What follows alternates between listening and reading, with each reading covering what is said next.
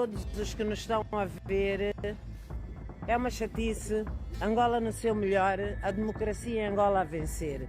Estamos no aeroporto 4 de fevereiro, onde estão retidos 11 convidados para o encontro que se vai realizar em Benguela pela democracia. É um encontro que é realizado anualmente. On March 13, 2025, a diplomatic incident unfolded as several prominent African political figures were detained upon arrival at Luanda's Fevereiro Airport in Angola.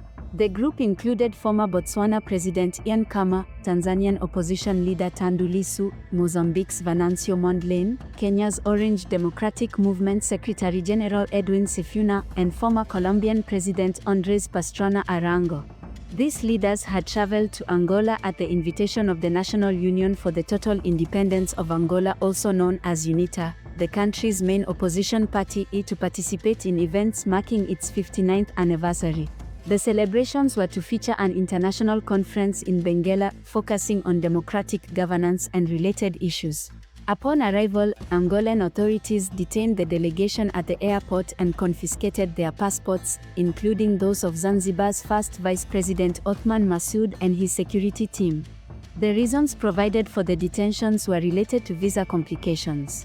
However, regional agreements within the Southern African Development Community, SADC, typically allow for visa-free travel among member states, raising questions about the legitimacy of the detentions. The incident has sparked widespread criticism, with observers speculating that the detentions may be linked to existing tensions between Angola's ruling party, the People's Movement for the Liberation of Angola, MPLA, and UNITA, which has been vocal in its opposition. Your sympathies for what happened. I know it's not your fault. I've been attending these workshops or conferences under the same umbrella organizations in different parts of the world, including here on the continent. So this is not the first one. And the whole purpose is to try to, it's like a think tank. It's a think tank that engages people from different parts of the world, not just Africa, all over, to share experiences in order to try to formulate a way forward to improve good governance and democracy. Yes. As you know, in Botswana, we used to pride ourselves a lot on good governance and democracy.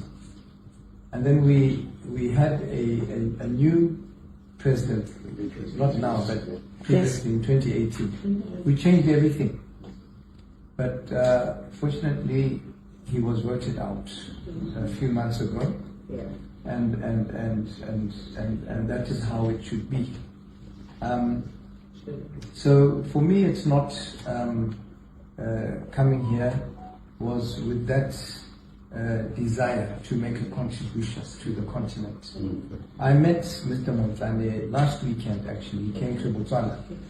And because we were very worried to see those protests that took place in Mozambique, very violent protests, a lot of damage, and so on. And when he asked to see me, again, I thought by meeting him and engaging with him, it will help to assist the country come together and to share experiences like he asked me to when I was president, and how we built our democracy and governance.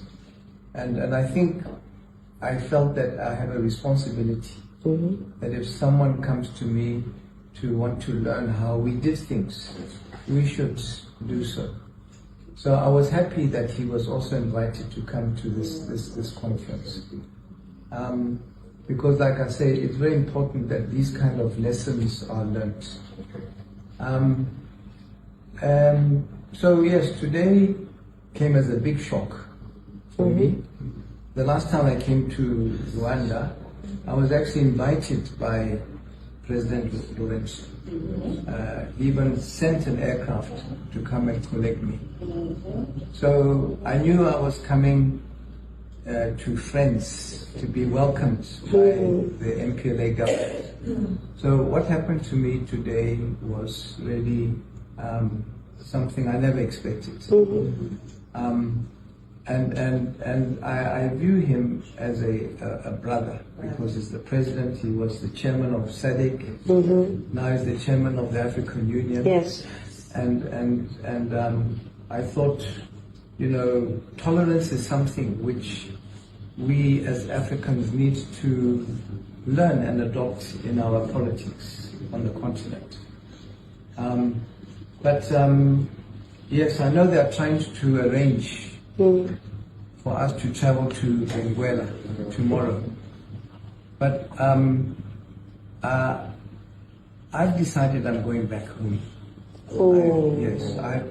I feel very hurt by what happened to me today. And I just felt that while I'm at the conference, if I attended it, I just wouldn't feel comfortable, because it's like when you come to your family and then they kick you out of their house. And I consider the people of Angola to be my family. So I really need time to reflect on what has happened to me today. And I also know that, you know, we did inform the Angolan authorities that I was coming. They knew I was coming.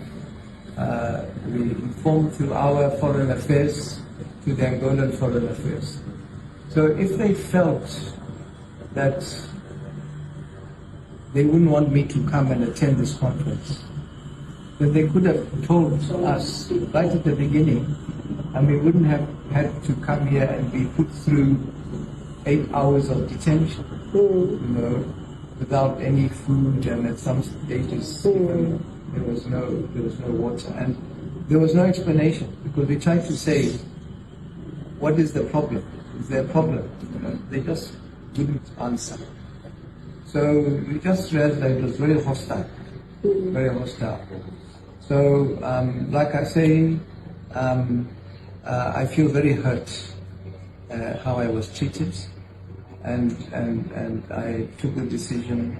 We booked flights to go back tomorrow, and not to participate in the conference, because I would like to remember Angola from my previous visits and not from what happened today.